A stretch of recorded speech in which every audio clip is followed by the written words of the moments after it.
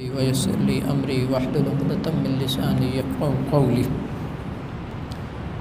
28واں پارہ ہے اور 28واں پارہ سورہ مجادلہ سے شروع ہو رہا ہے۔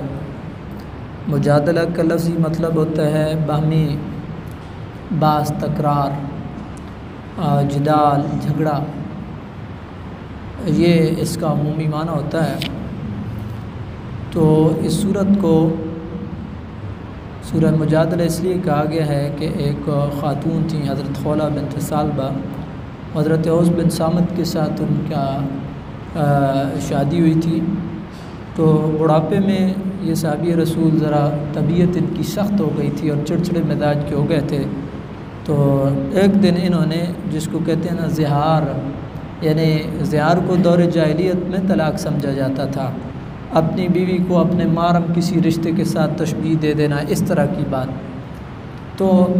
طبیعت کی ملول کی وجہ سے اور بڑھاپے کی وجہ سے اس طرح ایک دفعہ انہوں نے کر دیا۔ تو حضرت خولہ بنت ثعلبہ وہ بڑی دیندار خاتون تھی، وہ معاملہ نبی پاک علیہ الصلوۃ والسلام کی بارگاہ میں لے گئیں اور انہوں نے بڑی آوازاری کی، حضور کی بارگاہ میں جا کر کے بڑی آوازاری کی اور انہوں نے کہا یا رسول اللہ صلی اللہ علیہ وسلم اس کی کوئی سبیل نکالیں۔ اور ان کے جو الفاظ ہیں وہ رلا دینے والے ہیں۔ کہا یا رسول اللہ صلی اللہ علیہ وسلم جب میں جوان تھی، میں نے اپنی جوانی اوس بن صامت کو دی ہے، میرے پاس مال بھی تھا، میرے پاس حسن و جمال بھی تھا، جوانی بھی تھی۔ آج جب میں بڑھاپے کو پہنچی ہوں تو اوس بن صامت جو ہے انہوں نے مجھے اپنی زوجیت سے خارج کر دیا ہے، میرے بچے ہیں اور میں کدھر جاؤں گی۔ یہ اس وقت کی ایک صحابیہ وہ فریاد کر رہی ہیں نبی پاک علیہ السلام سے اور اللہ کی بارگاہ سے، اور پھر رب کا رسول بھی بڑے مہربان ہیں۔ پھر اس عورت نے فرش پہ بیٹھ کے اپنے رب کو اور اپنے رب کے رسول کو آواز دی، تو اللہ رب العالمین نے اس کی بات کو سنا اور اس کو قرآن کی زینت بنا دیا۔ قد سمع اللہ قول التی تجادلک فی زوجہا وتشتکی الی اللہ۔ اللہ تعالیٰ نے اس عورت کی بات سن لی، محبوب کریم علیہ السلام جو اپنے شوہر کے بارے میں آپ سے جھگڑ رہی تھی، وہ بار بار یہ کہہ رہی تھی یا رسول اللہ کچھ اس کا حل کیجئے، کچھ اس کا جو ہے وہ حل نکالیے، میں کدھر جاؤں گی۔ اللہ رب العالمین نے پھر اس عورت کی بات کو سنا، تشتکی اللہ، اپنے رب سے شکوے کر رہی تھی، یا اللہ اس بڑھاپے میں کدھر در در کی ٹھوکریں کھاؤں گی۔ تو اندازہ لگائیں، ہم سارے بہنوں والے ہیں، بیٹیوں والے ہیں کہ جب کسی عورت کا گھر ٹوٹتا ہے اس کے اوپر کیا گزرتی ہے۔ میرا خیال میں سب سے مشکل ترین اس کے لیے جو ہے وہ یہ بات ہوتی ہے، اور پھر انسان سوچ نہیں سکتا۔ اللہ رب العالمین کے حبیب سے وہ باس مباس اور تکرار پہ آ گئی، یا رسول اللہ میں نے نہیں اٹھنا ہے، کوئی حل نکلے گا تو میں جاؤں گی۔ تشتکی اللہ، اپنے رب سے شکوے شکایتیں، یا اللہ پچھلی عمر میں کس بڑھاپے میں کس میں آزمائش سے دوچار ہو گئی۔ تو پھر اللہ رب العالمین نے جو ہے وہ مہربانی فرمائی اور اللہ تعالیٰ نے ارشاد فرمایا، اللہ سمیع ہے، اللہ بصیر ہے۔ اللہ رب العالمین نے اس کی بات کو سن لیا، اس کی فریاد کو سن لیا، اور پھر جو زہار ہے اس کو کہا گیا کہ یہ طلاق نہیں ہے، اور کوئی بھی آدمی اپنی زوجہ کو اپنی ماں جیسا کہہ دے تو وہ کہنے سے ماں نہیں بن جاتی ہے، لیکن پھر اس کو گناہ شمار کیا گیا ہے، اور اس کا کفارہ بتایا گیا ہے کہ غلام آزاد کرنا ہے، یا 2 مہینے شہرین متتابعین 2 مہینے مسلسل روزے رکھنے ہیں، یا پھر 60 مسکینوں کو کھانا کھلانا۔ اور نبی پاک علیہ الصلوۃ والسلام نے یہ صحابی انہوں نے کہا یا رسول اللہ غلام کیسے آزاد کر سکتا ہوں، غریب آدمی ہوں، یہ تو مالدار لوگ ہوتے ہیں جن کے پاس غلام ہوتے ہیں، میں کیسے ادا کر سکتا ہوں۔ پھر نبی پاک علیہ السلام نے کہا چلو 2 مہینے کے روزے۔ انہوں نے کہا یا رسول اللہ صلی اللہ علیہ وسلم اتنا کمزور ہوں کہ اگر میں نہ کھاؤں تو میری بینائی جو ہے وہ بالکل جو ہے وہ مدھم ہو جاتی ہے، میری آنکھوں کی جو روشنائی ہے اور بینائی ہے یہ۔ تو نبی کریم علیہ الصلوۃ والسلام نے پھر اپنی پاک جناح سے ان کو جو ہے وہ عطا فرمایا اور کہا کہ جاؤ اور 60 مسکینوں کو کھانا کھلا دو۔ یہ نبی کریم علیہ السلام کی اپنی امت کے ساتھ جو ہے وہ محبت ہے، اور اپنی امت کی مشکلات، آپ نے ایک آیت سنی ہوگی، حریص علیکم عزیز علیہ ما عنتم جو چیز تمہیں مشقت میں ڈالتی ہے ان پہ گراں گزرتی ہے، اور مومنوں کے ساتھ بڑے شفیق ہیں اور بڑے مہربان رسول ہیں۔ اس سے بڑھ کر کے اور کیا مہربانی ہو سکتی ہے؟ آپ دیکھیں نا، مزاج ہوتا ہے آدمی کا، آپ 2 دفعہ مجھ سے مسئلہ پوچھیں گے، میں کہوں گا مسئلہ یہ، آپ کہیں گے جی اس کا کوئی حل، میں تیسری دفعہ آپ کو چٹا کورا جواب دوں گا، جی اس کا حل میرے پاس نہیں ہے، غلطی کی ہے آپ نے اور اس کا حل میں بتاؤں۔ لیکن اللہ کے پیارے محبوب نبی کریم علیہ الصلوۃ والسلام نے حال بھی بتایا اور اپنی پاک جناح سے کفارہ جو ہے وہ بھی عطا فرمایا ہے۔ تو یہ امت کے ساتھ ایک پیار ہے۔ یہ صورت اسی کے ساتھ جو ہے یہ منصوبہ سورہ مجادلہ۔ اس کے بعد اللہ رب العالمین نے منافقین جو ہے ان کی بات کی ہے کہ منافقین جو سرگوشیاں کرتے ہیں وہ یہ نہ سمجھیں کہ بس وہ اکیلے اکیلے کر رہے ہیں، نہیں، وہ 2 ہوں گے تو تیسرا رب جو ہے ان کو سن رہا ہوگا، 3 ہوں گے تو چوتھا رب سن رہا ہوگا کہ یہ کیا مسلمانوں کے بارے میں کیا چمگوئیاں کر رہے ہیں اور مسلمانوں کے بارے میں یہ کیا جو ہے وہ پلان بنا رہے ہیں۔ پھر اللہ رب العالمین نے ارشاد فرمایا، ایمان والو تم کسی بات میں، گناہ کی بات میں، تعدی اور زیادتی کی بات میں، معصیت کی بات میں کبھی اکٹھے سر جوڑ کے نہ بیٹھو، مشورے کے لیے نہ بیٹھو، حق بات پہ، درست بات پہ، جائز بات پہ، نیکی کی بات پہ سر جوڑ کے بیٹھو۔ لیکن کوئی بات غلط ہے اس کو فوراً کو غلط ہے، اس میں کوئی لمبی چوڑی مشاورت کی ضرورت نہیں ہے، اور رب کی ذات سے ڈرو، اس لیے کہ تم سب نے ایک دن اس کے ہاں اکٹھے پیش ہونا۔ پھر اللہ تعالیٰ نے ارشاد فرمایا، مجلس کے آداب کو بتایا جا رہا ہے کہ اذا قیل لکم تفسحوا فی المجالس فافسحوا یفسح اللہ لکم، جب تمہیں ایمان والو یہ کہا جاؤ کہ تھوڑا سا کشادہ ہو جاؤ، یعنی کہ کوئی اور تمہارا ساتھی ہے اس کو جگہ دے دو، اس کو جگہ دے دیا کرو، یفسح اللہ لکم، رب تمہارے لیے کشادگیاں فرمائے گا۔ یعنی یہ ہے نا کہ آسانیاں بانٹو، اللہ رب العالمین کی ذات جو ہے وہ تمہارے لیے آسانیاں پیدا کرے گا۔ ادھر بھی غور کریں، تفسحوا فی المجالس فافسحوا یفسح اللہ لکم، اور ادھر حضرت سیدنا صدیق اکبر کے حوالے سے آپ نے پڑھا، الا تحبون ان یغفر اللہ لکم، کیا تم یہ پسند نہیں کرتے ہو اللہ تمہیں معاف کرے؟ یعنی جب تم یہ پسند کرو گے اللہ تمہیں معاف کرے تو پھر تمہیں بھی یہ چاہیے کہ تم لوگوں کو معاف کرو، لوگوں کے لیے آسانیاں پیدا کرنا۔ یہ مجلس کے آداب میں سے کہ اگر کہیں پہ کوئی ساتھی آتا ہے تو یہ نہیں ہے کہ ایک بندہ ایسے بیٹھا ہوا ہے تو وہ جو ہے نا جی وہ تھوڑا سا سمٹ جائے، وہ بھی بیٹھ جائے گا، آپ کا بھائی ہے وہ بیٹھ جائے گا، بجائے اس کے کہ وہ کھڑا رہے یا پیچھے کہیں جوتوں میں بیٹھ جائے یا دروازے میں بیٹھ جائے۔ تو یہ بڑی بنیادی چیز ہے، اور محفل کے آداب میں سے اللہ تعالیٰ نے ارشاد فرمایا، اللہ تعالیٰ کی ذات جو ہے وہ تمہیں شان عطا فرمائے گی، تمہارے درجات کو بلند فرمائے گی اور تم اس پہ عمل کرو گے۔ تو اس کے بعد اللہ رب العالمین نے کفار کی بات کی ہے کہ ان کے لیے دردناک عذاب ہے، اور یہ شیطانی گروہ ہے، اور شیطانی گروہ یہ گھاٹے میں ہے۔ اس کے بعد مومنوں کی بات کی ہے کہ اللہ رب العالمین کی ذات جو ہے جو مومنین ہیں ان کے لیے اللہ تعالیٰ نے جنت اور انعامات اور اپنی رضا اور خوشنودی یہ ان کو بخشی ہے۔ اولئک حزب اللہ، یہ اللہ کا گروہ ہے، حزب اللہ ہے، یہ اللہ کا گروہ ہے، اور اللہ ہی کا گروہ جو ہے اس نے کامیاب ہونا ہے۔ اس کے بعد سورہ حشر ہے، اور سورہ حشر کے اندر جو ہے یہود جو ہیں ان کے حوالے سے بات ہوئی ہے، ان کے ساتھ جو مسلمانوں کی مٹ بھیڑ ہوئی اور مسلمانوں نے ان کا محاصرہ کیا، اور پھر جو ہے وہ بنو نذیر جو قبیلہ تھا اس کے ساتھ مسلمان جو ہے انہوں نے جب غدر کیا نا، یعنی مسلمانوں کے ساتھ جو معاہدہ تھا اس معاہدے سے مکرے، تو پھر نبی کریم علیہ الصلوۃ والسلام نے اور صحابہ کرام نے ان کے قلعے کا محاصرہ کیا، اور اللہ تعالیٰ نے اپنے حبیب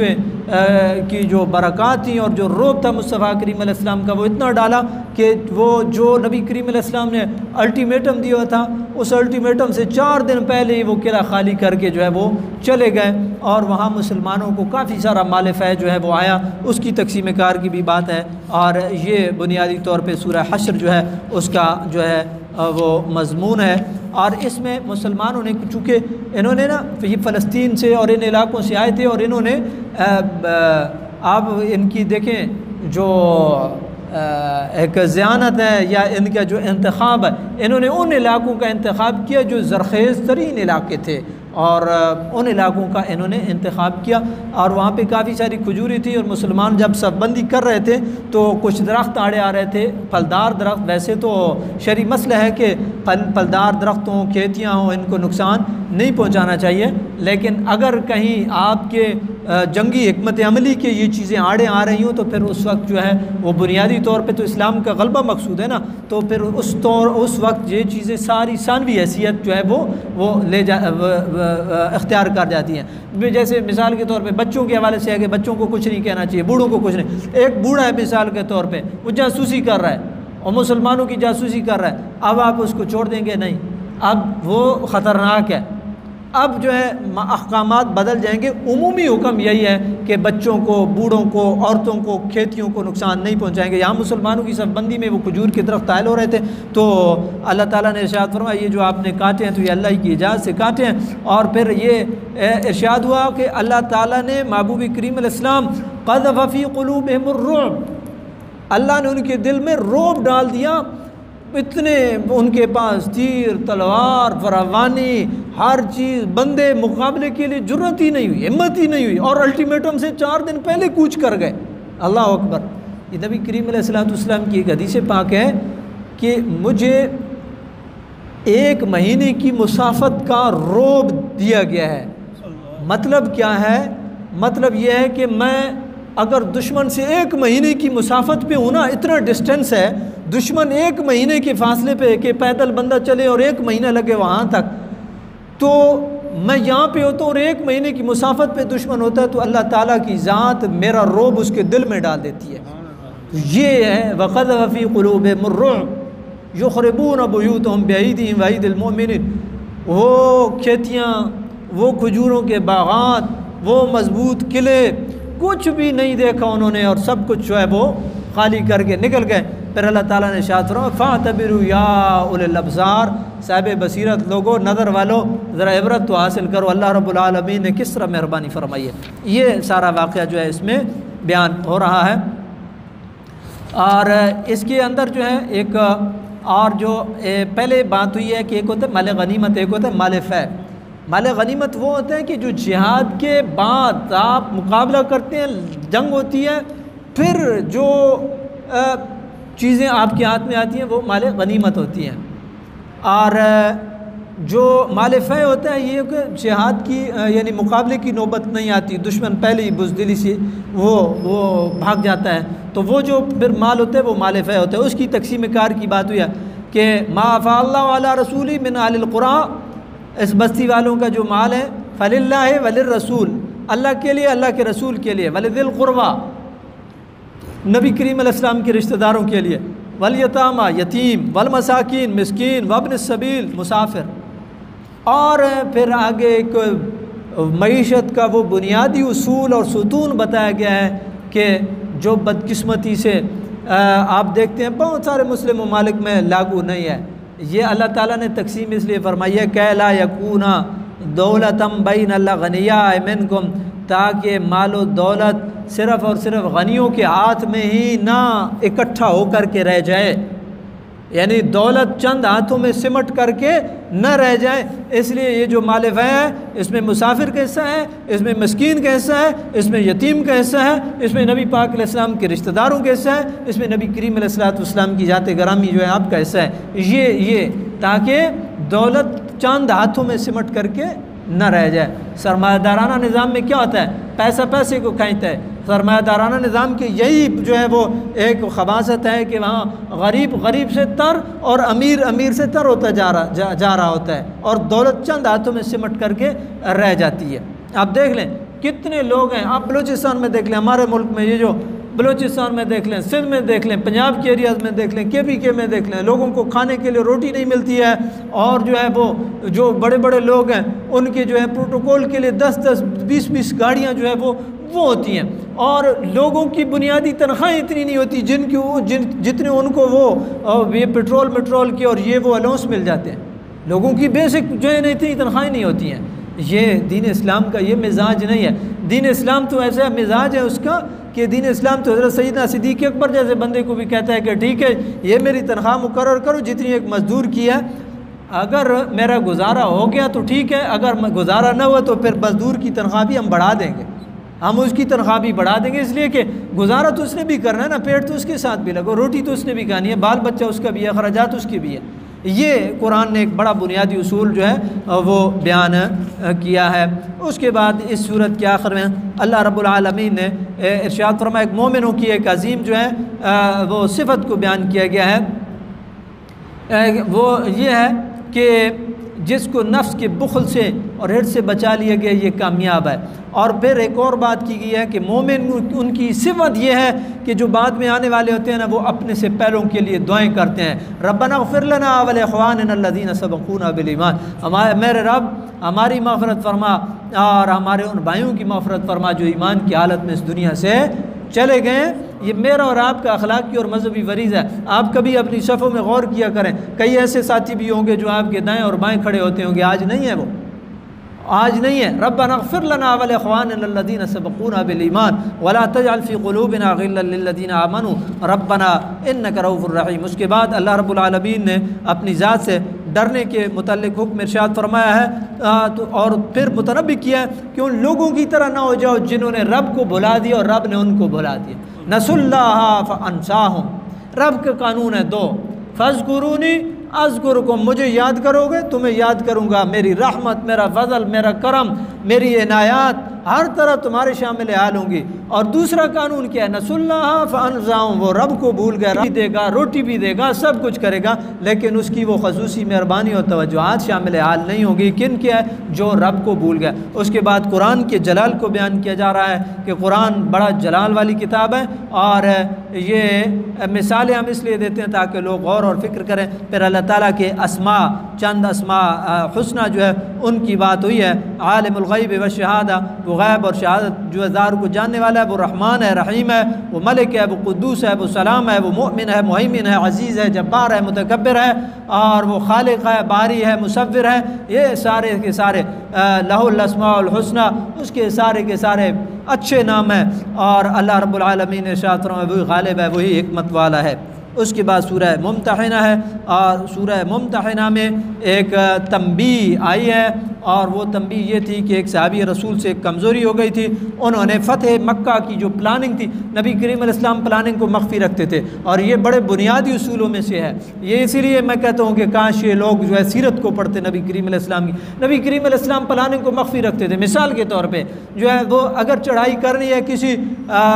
شرقی جانب تو اس کو آؤٹ نہیں کیا جاتا تھا، بالکل این ٹائم پہ جو ہے اس کو آؤٹ کیا جاتا تھا بات کو کہ ہم نے جو ہے وہ اس طرف جانا ہے۔ اسی طریقے سے فتح مکہ کی پلاننگ ہو رہی تھی، تو ایک صحابی جو ہے ان کی فیملی ادھر تھی، تو انہوں نے نا یہ کمزوری کی کہ انہوں نے خط لکھ کر کے کفار اور مشرکین مکہ کو جو ہے وہ متنبہ کر دیا کہ جی اس طرح جو ہے معاملات چل رہے ہیں۔ ان کا بھی بنیادی طور پہ تھے، مسلمان تھے، ان کے ایمان میں کوئی شک نہیں ہے، بالکل یہ ذہن میں رکھے۔ کمزوری ہو جاتی ہے، کمزوری تو دیکھیں عہد میں نہیں ہو گئی تھی، کمزوری ہو جاتی ہے، یا کمزوری اس وقت نہیں ہو گئی تھی، اب اس جنگ کا میرے نام میں ذہن نہیں آ رہا ہے، جب کہ مسلمان جو ہے اپنی کثرت کے اوپر ان کو تھوڑا سا وہ تھا، تو پھر اطراف سے تیر اندازی شروع ہو گئی تھی اور مسلمانوں کو کافی سارا نقصان ہوا، اور قرآن نے اس کو بیان کیا، اعجبتکم کثرتکم، تمہاری کثرت نے تمہیں متعجب کر دیا تھا، اور فلم تغن عنکم شیئا، تم میں پھر کوئی چیز کام نہ آ سکی، اور زمین تمہارے اوپر تنگ ہو جاتا ہے، انسان ہے، کوئی فرشتہ نہیں ہے۔ وہ کمزوری ہوئی، ان کی کچھ کمزوری کا بیس یہ تھا کہ ان کی فیملی رہتی تھی مکہ میں، ان کو یہ تھا کہ میں تھوڑا سا ان کے ساتھ تھوڑا سا ہمدردانہ رویہ رکھوں گا تو یہ میری فیملی کو تنگ نہیں کریں گے، تو قرآن نے بتایا کہ ان کو موقع ملے گا نا تو وہ نہیں چھوڑیں گے، یہ کمزوری نہ کرو، ان کو موقع ملے گا، ان کفار اور مشرکین سے تم خیر کی توقع نہیں رکھ سکتے ہو۔ تو یہ ہمارے لوگ جو ہے جو ان کے جو بغل میں گھستے ہیں اور جو ان کے ساتھ اپنا جو ہے وہ معاملات کرتے ہیں، یہ کیا سمجھتے ہیں کہ وہ ان کو موقع ملے گا تو وہ چھوڑ دیں گے؟ کبھی بھی نہیں چھوڑیں گے۔ قرآن نے فرمایا ہے وما تخفی صدورہم اکبر، جو ان کے سینوں میں مخفی ہے وہ اس سے زیادہ کہیں بیان ہے۔ تو یہ تو فیصلے قرآن کے ہیں، اس صورت کے اندر جو ہے وہ اس بات کو بیان کیا گیا ہے۔ پھر ایک مثال دی گئی، اللہ اکبر، قد کانت لکم اسوۃ حسنۃ فی ابراہیم، حضرت ابراہیم خلیل اللہ کی زندگی تمہارے سامنے ہے، جب اللہ کے رسول کی بات فیملی نے نہیں مانی، کیا کہا؟ قال سلام علیک، میرا تمہیں سلام ہے، ساستغفر لک ربی، میں اپنے رب کے یہاں جا کر کے توبہ استغفار کروں گا، میرا تمہارے ساتھ شاید نباہ نہ ہو سکے، انہ کان بی خفیہ، میرا رب میرے اوپر بڑا مہربان ہے۔ سلام متارکت کہہ کے چل دیے۔ رشتہ اور ناطہ کیا ہے؟ اللہ کی ذات اور اللہ کا رسول، یہ عظیم رشتہ اور ناطہ۔ حضرت ابراہیم خلیل اللہ کی مثال دیا ہے کہ، اور پھر یہ بھی بتایا لن تنفعکم ارحامکم ولا اولادکم یوم القیامہ، قیامت والے دیہڑے نہ تھوڑے رشتہ دار تساں کام آسن، نہ تہاڈی اولاد تانوں کام آسی، تانوں کوئی نفع انہاں نے نہیں دینا۔ یعنی تم دین کے اوپر سودے بازی نہ کرو، دین کے معاملے میں بالکل کمزوری نہ دکھاؤ۔ اور پھر حضرت ابراہیم خلیل اللہ کی مثال دی ہے، یہ عظیم شخصیت تھی، اور 16ویں پارے میں ان کا ذکر آتا ہے، قال سلام علیک، جب بتایا نا نہ کرو نہ کرو نہ کرو، نئی بات بنی، نئی بات مانی گئی، فیملی نے بات نہیں مانی، آپ نے کہا سلام علیک، میرا سلام ہے جی، بس ہے جی، ساستغفر لک ربی، میں اپنے رب سے دعا ضرور کروں گا، یا اللہ مہربانی فرما دے، ہدایت عطا فرما دے، باقی جو ہے نا جی میرا تعلق آپ سے آگے نہیں چل سکتا ہے۔ تو مطلب یہ ہے کہ ان کفار اور مشرکین کے ساتھ تعلق نبھانے کی کوشش نہ کرو۔ حضرت ابراہیم خلیل اللہ کی مثال تمہارے سامنے ہے، یہ بات ہوئی ہے۔ اس کے بعد اللہ رب العالمین نے ارشاد فرمایا ہے کہ محبوب کریم علیہ السلام جب مومن عورتیں آتی ہیں آپ کے پاس اور اس بات پہ بیعت کرتی ہیں کہ وہ توحید جو ہے اس کو مانیں گی اور کسی قسم کے گناہوں کا ارتکاب نہ کریں گے، تو آپ ان کی بیعت جو ہے وہ لے لیں، فرما لیں۔ اور پھر ایمان والوں کو بتایا گیا ہے کہ اللہ رب العالمین کی ذات سے ڈرو اور آخرت سنوارنے کی کوشش جو ہے وہ کرو۔ یہ اس کے بعد سورہ صف ہے، اور سورہ صف میں جو ہے اسی نوعیت کی باتیں ہوئی ہیں۔ حضرت موسیٰ، حضرت عیسیٰ علیہ السلام جو ہے آپ کی بھی بات ہوئی ہے، اور دین اسلام کے غلبے جو ہے اس کی بھی بات ہوئی ہے کہ کتنی ہی تند و تیز آندیاں ہوں، دین اسلام نے غالب ہو کر کے رہنا ہے، اور یہ باتیں ہوئی ہیں۔ اور پھر ایک تنبیہ کی گئی ہے، یا ایھا الذین آمنوا لم تقولون ما لا تفعلون، ایمان والو وہ بات کبھی بھی نہ کہو جو تم کر نہیں سکتے ہو۔ یعنی ہوتا ہے نا بعض دفعہ کہ جہاد آپ نے دیکھا نہیں ہے، پچھلی قوموں نے بھی کئی دفعہ، حضرت موسیٰ علیہ السلام کی قوم نے کہا جی ہم جہاد کریں گے، جہاد کی رب سے بات کریں، جب جہاد کی بات ہوئی ہے تو بڑا مشکل ہو گیا ان کے لیے۔ نبی کریم علیہ السلام کی امت کو بھی کہ یعنی اتنی بڑی بات نہ کرو کہ پھر تمہارے پاؤں میں لغزش آ جائے، ڈگمگا جاؤ، اتنی بات کرو جتنی نبھا سکو اور پوری کر سکو۔ تو اس لیے یہ بڑی بڑی بنیادی چیز ہے۔ یہ دیکھیں نا، آپ دیکھتے نا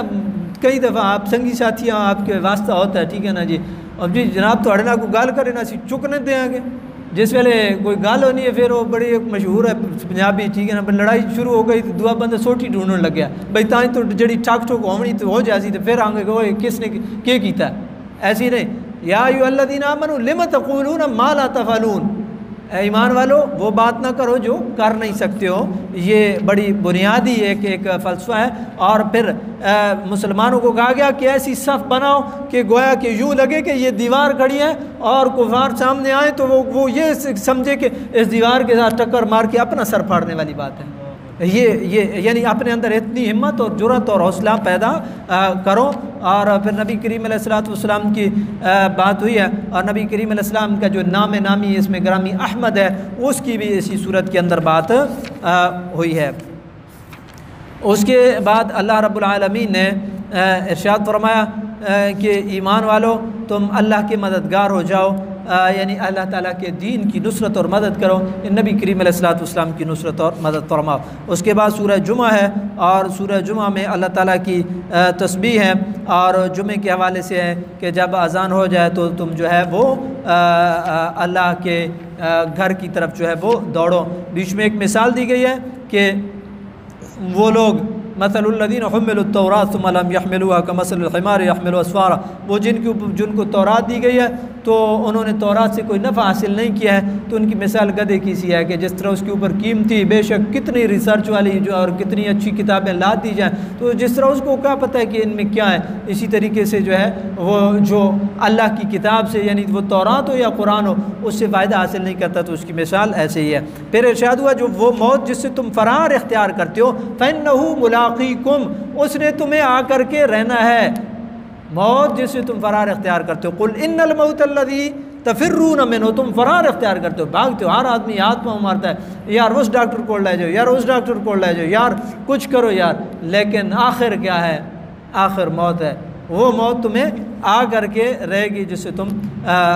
گھبراتے ہو، کتراتے ہو۔ پھر اللہ تعالیٰ نے جمعے کے حوالے سے ارشاد فرمایا اذا نودی للصلاۃ من یوم الجمعہ فاسعوا الی ذکر اللہ، اللہ کے ذکر کی طرف دوڑو، بھاگو اور کاروبار کو چھوڑ دو، یہ تمہارے حق میں بہتر ہے اگر تمہیں علم ہو۔ اس کے بعد اللہ رب العالمین نے ارشاد فرمایا ہے کہ جب نماز پوری کر چکو فانتشروا فی الارض، اللہ تعالیٰ کا فضل یعنی اپنے رزق کی تلاش میں نکل جاؤ، اپنے بال بچے کی روزی کماؤ، اللہ کی ذات تمہیں اس چیز سے نہیں روکتا ہے۔ فانتشروا فی الارض کا مطلب یہی ہے کہ اپنے بال بچے کے لیے جو کسب جو ہے تم نے اختیار کیا کرو اور اللہ کا فضل تلاش کرو اور اللہ تعالیٰ کو یاد کرتے رہو، تمہیں اللہ کی ذات مہربانیاں فرمائے گی۔ واللہ خیر الرازقین کے اوپر اس کا اختتام ہو رہا ہے۔ اللہ بہتر رزق دینے والا ہے، وہ بہتر مہربانی فرمانے والا ہے، وہ بہتر رزق دینے والا ہے۔ اس کے بعد سورہ منافقون ہے۔ سورہ منافقون میں آپ غور کریں تو اس میں منافقین کا ذکر ہے اور اس میں یہ بات ہے کہ منافقین نے شہادت دی کہ ہم اس بات کی شہادت دیتے ہیں کہ آپ اللہ کے رسول ہیں، لیکن رب نے پھر بھی کہا محبوب یہ جھوٹے ہیں۔ اذا جاءک المنافقون، منافق آپ کے پاس آتے ہیں، کہتے ہیں انک لرسول اللہ، آپ اللہ کے رسول ہیں، واللہ یعلم انک، رب بھی جانتا ہے آپ اللہ کے رسول ہیں، اور پھر رب نے شہادت دی ہے۔ ایک ہوتا ہے نا کہ اللہ تعالیٰ کی ذات کہہ دیتی کہ ان المنافقین لکاذبون، نہیں، واللہ یشہد ان المنافقین لکاذبون۔ ایک ہے انا، ایک ہے شہادت اور ایک ہے لام جو تاکید کے لیے، تین تاکیدیں آئی ہیں اس آیت میں۔ اللہ کی ذات اس بات کی شہادت دیتی ہے کہ بے شک ضرور منافق جھوٹے ہیں۔ کیوں؟ ان کا دل، ان کی زبان، وہ آپس میں ان کا آپس میں جوڑ نہیں ہے۔ زبان سے کہتے ہیں، دل سے نہیں مانتے محبوب آپ کو، اللہ کا رسول دل سے نہیں مانتے ہیں۔ دل سے مانتے ہوتے تو کتنی دفعہ جو ہے نا انہوں نے جو ہے وہ اپنی منافقت دکھائی ہے، اس کا یہاں پہ تذکرہ ہوا ہے۔ اور پھر نبی کریم علیہ السلام کو یہ بتایا گیا ہے کہ آپ ان کے لیے جتنی تگ و دو کر لیں، کاش ان کو ہدایت مل جائے، ہدایت مل جائے، ہدایت مل جائے۔ ان کو ہدایت نہیں ملنا ہے، انہوں نے اپنی ہدایت کے دروازے خود اپنے لیے بند کیے ہیں، اپنی ہدایت کے دروازے خود اپنے لیے بند کیے ہیں۔ اللہ تعالیٰ ایسی فاسق اور نافرمان قوم کو ہدایت نہیں دیتا۔ اللہ تعالیٰ نے پھر ارشاد فرمایا اس صورت کے آخر میں لا یا ایھا الذین آمنوا لا تلھکم اموالکم ولا اولادکم عن ذکر اللہ، ایمان والو یہ بات ذہن میں رکھو، کہیں ایسا نہ ہو تمہارا مال اور تمہاری اولاد تمہیں اللہ کے ذکر سے غافل کر دیں۔ اللہ کے ذکر سے یہ چیزیں اگر غافل کر دیں تو پھر سمجھ لو کہ یہ فتنہ ہے، اور اس آزمائش سے اپنے آپ کو چھڑاؤ، اور جو بندہ اگر اس ڈگر پہ اور اس ناج پہ چل پڑا تو وہ خسارے والا ہے۔ پھر اللہ تعالیٰ نے ارشاد فرمایا کہ جب بھی کسی نفس کا وقت مقرر آ جاتا ہے، بَلَن يُؤَخِّرَ اللَّهُ نَفْسًا إِذَا جَاءَ أَجَلُهَا، جب کسی کا موت کا وقت قریب آ جاتا ہے وہ کبھی بھی مؤخر نہیں ہوتا۔ اس کا مطلب کیا ہے؟ موت کا وقت مقرر ہے، موت کا وقت مقرر ہے، جب آ گیا آدمی نے اپنا رزق پورا کر لیا، سانس پورے کر لیے، جتنے قدم اس نے زمین میں چلنا اور پھرنا تھا وہ پورا کر لیا، تو پھر اللہ رب العالمین کیا اسے جانے سے کوئی روک نہیں سکتا ہے۔ واللہ خبیر بما تعملون، اللہ کی ذات جو ہے وہ باخبر ہے ہر چیز سے۔ اس کے بعد سورہ تغابن ہے، اور سورہ تغابن میں بھی اللہ رب العالمین کی حمد ہے، اور کفار کے حوالے سے بھی بات ہوئی ہے، اور مومنین کے حوالے سے بھی بات ہوئی ہے، اور قیامت کے حوالے سے بھی بات ہوئی ہے۔ یسبح للہ ما فی السماوات و ما فی الارض لہ الملک و لہ الحمد وہو علی کل شیء قدیر هو الذی خلقکم، اسی نے تمہیں پیدا کیا، کوئی کافر تو کوئی مومن۔ یہ ہمیں اس رب کی ذات کا شکر ادا کرنا چاہیے کہ جس رب نے ہمیں کلمے کی دولت سے نوازا ہے اور ہمیں ایمان نصیب کیا ہے، اس ایمان جیسی کوئی دولت نہیں ہے۔ واللہ بما تعملون بصیر، اللہ تعالیٰ کی ذات جو ہے وہ دیکھ رہی ہے۔ اور پھر اللہ تعالیٰ نے انسان کو یہ ارشاد فرمایا کہ اس نے بہترین تمہیں صورت دی ہے، اور یہ بات ہو رہی ہے اس صورت کے اندر۔ پھر مومنوں کی بات ہوئی ہے کہ اللہ تعالیٰ نے ارشاد فرمایا ہے کہ یہ جو مومن ہیں ان کا ٹھکانہ جنت ہے، اور اللہ رب العالمین کی ذات جو ہے ان کو کامیابی سے ہمکنار فرمائے گی آخر میں۔ اور پھر کفار کی بات ہوئی ہے اور ان کا ٹھکانہ جہنم بتایا گیا ہے۔ اور پھر ارشاد ہوا ما اصاب من مصیبت الا باذن اللہ، کوئی مصیبت نہیں آتی اللہ باذن، مگر اللہ کا جب تک اذن نہ ہو اس وقت تک کوئی دکھ، کوئی بیماری، کوئی پریشانی، کوئی نقصان کسی صورت میں نہیں ہو سکتا، ہاں الا باذن اللہ، جب اوپر سے مقدر ہو تو پھر اس کو کوئی ٹال نہیں سکتا ہے۔ پھر ارشاد فرمایا یا ایھا الذین آمنوا ان من ازواجکم و اولادکم، غور طلب آیت ہے، تمہاری بیویاں تمہاری اولاد،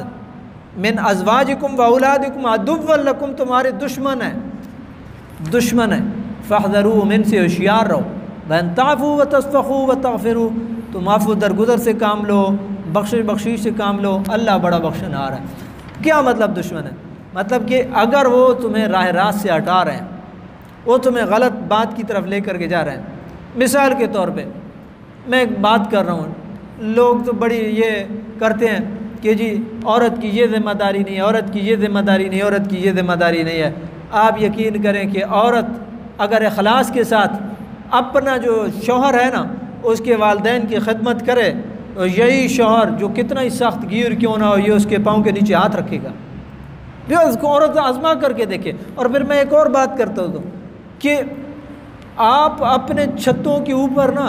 چھوٹی چھوٹی کناریاں رکھتے ہیں پرندوں کو پانی پلانے کے لیے، آپ اس کے مکلف نہیں ہیں۔ وہ جو گھر میں ایک بوڑھا بابا یا ایک بوڑھی ماں بیٹھی ہوئی ہے نا، جو اٹھ نہیں سکتا ہے پانی پینے کے لیے، اگر کوئی اس کو پانی پلا دے گا تو احسان کا پہلو تو یہ ہے۔ علماء کو چاہیے احسان کا پہلو بتائیں کہ احسان کیا ہے۔ آپ قربانی کا جانور لاتے ہیں نا، آپ کی مسز بھی آپ کو اس کو جب آپ اس کو ذبح کرنے کے لیے لے کے جا رہے ہوتے ہیں نا، تو آپ کی مسز کہتی ہے انہوں پانی پلاؤ جی، انہیں آج قربان ہونا، جڑا ساری زندگی قربان ہو رہا ہے انہوں پانی پلان تک کسی نے شاید یاد ہے یا نہیں، انہیں آج قربان ہونا، لیکن جڑا ساری زندگی قربانی جڑا نا کرنا رہا اس نے بھی کوئی حق ہے۔ ان من ازواجکم و اولادکم عدو لکم فاحذروہم، بعض بچے آپ کو جو ہے وہ کہیں گے نہیں جی ایسے نہیں ہے، ہمارے چچا نے ہمارے ساتھ یہ کیا، ہمارے ماموں نے ہمارے ساتھ یہ کیا، آپ انہیں کہیں بیٹا کوئی بات نہیں، ہم نے حسن اخلاق کا مظاہرہ کرنا ہے، درگزر کرنی ہے۔ یہ قرآن نے ارشاد فرمایا کہ اگر یہ کہیں راہ راست سے ہٹا رہے ہیں تو تنبیہ کرو، لیکن آگے تعفو تصفحوا تغفروا، یہ تین الفاظ ہیں۔ عفو درگزر یہ نہیں ہے کہ مطلب عورت نے کوئی بات کی ہے تو ڈنڈا لے کر کے اس پہ جو ہے برس پڑے، یہ طریقہ نہیں ہے، یہ نبی کریم علیہ السلام کی سنت کے خلاف ہے۔ حضور نے ارشاد فرمایا تم میں سے بہترین آدمی بھی جو وہ ہے، اور بہترین آدمی اور حسن سلوک اس کا جس کا اپنی فیملی کے ساتھ اچھا ہے، وہ بہترین اخلاق کا مالک ہے۔ یعنی پہلے بنیاد جو ہے وہ حسن اخلاق کی، باہر تو بندہ بڑے تکلف سے بات کرتا ہے، صاحب کہہ کے بھی پکارتا ہے، سب کچھ کہہ کر کے وہ کرتا ہے، لیکن وہ اصل جو وہ ہوتا ہے حسن اخلاق وہ گھر میں کھلتا ہے کہ بیوی کے ساتھ کیسا ہے، بچوں کے ساتھ بندہ کیسا ہے، جو ہے یہ کئی لوگوں کا مزاج ہوتا ہے، وہ خواہ مخواہ کا چڑچڑا مزاج ہے، سب کچھ ہونے کے باوجود بیوی بات کرے گی ٹکا کے جواب آگے سے دو چار جلی کٹی سنا دینا، بچے بات کریں گے ٹکا کے جواب۔ جب اللہ نے مہربانی فرمائی ہے تو آپ اپنے ہاتھ کو تھوڑا سا کھلا رکھیں، کوئی بات نہیں، اللہ تعالیٰ نے جب دیا ہوا ہے تو نبی کریم علیہ السلام کی حدیث ہے اس کا اظہار ہونا چاہیے، اس کا اظہار ہونا چاہیے۔ ایک آدمی ہے نا تو ایسی وہ کپڑے پرانے سے پہنے ہوئے ہیں، تو نبی کریم علیہ السلام نے اسے فرمایا کہ اللہ تعالیٰ نے تجھے نوازا نہیں ہے، تو اس نے کہا یا رسول اللہ تعالیٰ کی بڑی مہربانی ہے، حضور نے ارشاد فرمایا اظہار ہونا چاہیے، تو اظہار جو ہے یہ ہونا چاہیے، اور خواہ مخواہ کی سختی جو ہے یہ ٹھیک نہیں ہے۔ پھر اللہ تعالیٰ نے ارشاد فرمایا کہ جو اللہ کو قرضہ دے گا تو اللہ تعالیٰ اس کو اوپر مہربانی فرمائے گا، کئی گناہ لوٹائے گا، وہ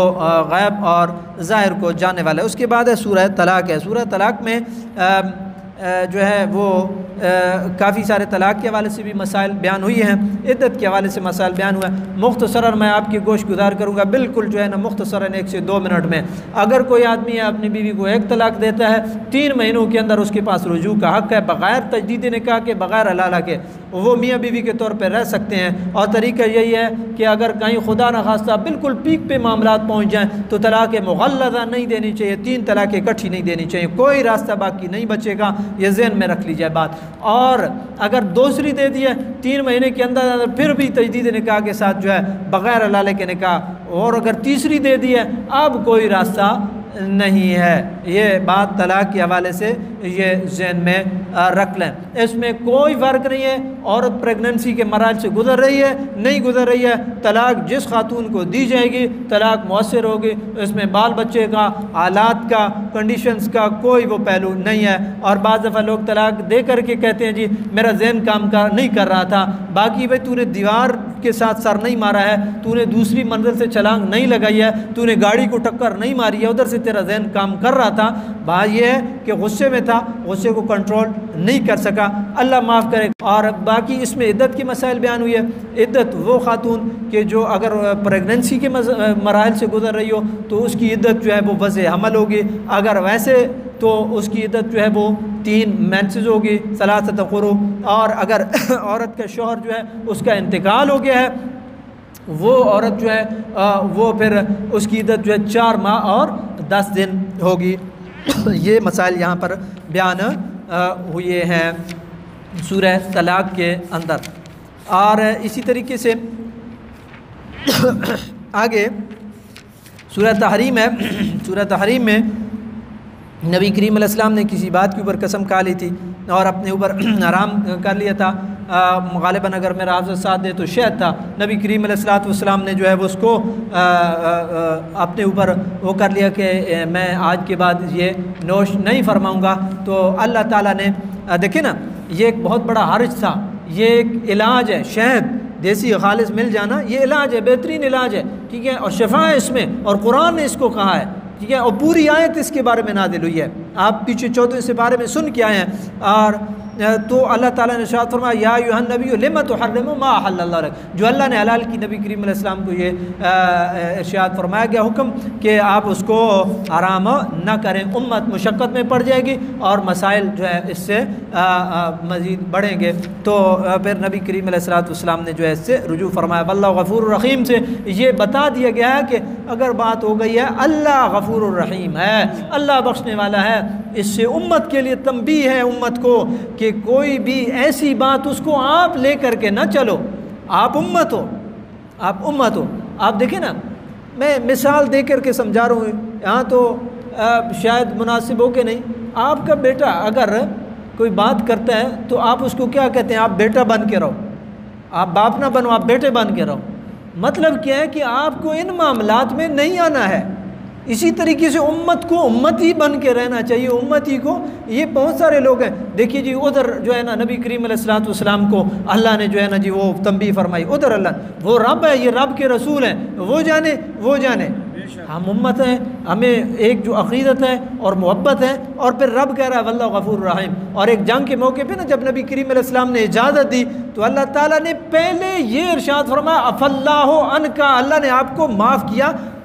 بعد میں پھر بات ہوئی لما اذنت لہم، آپ نے اجازت کیوں دی ہے، وہ بات بعد میں ہوئی ہے۔ کبھی قرآن کے اسلوب پہ بھی لوگوں کو غور کرنی چاہیے کہ